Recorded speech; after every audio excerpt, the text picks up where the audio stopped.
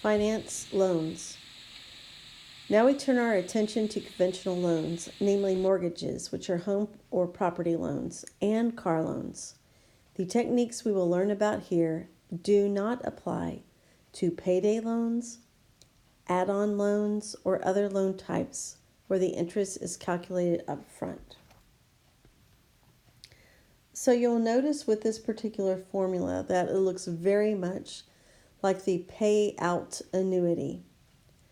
And it does. Our R here is like our withdrawal in the payout annuity, and the R in our case is going to be the regular monthly payment.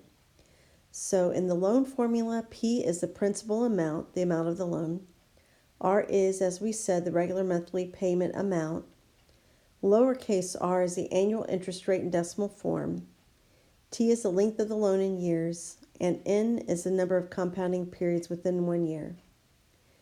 As we've done previously, the compounding frequency is determined by how often you make payments.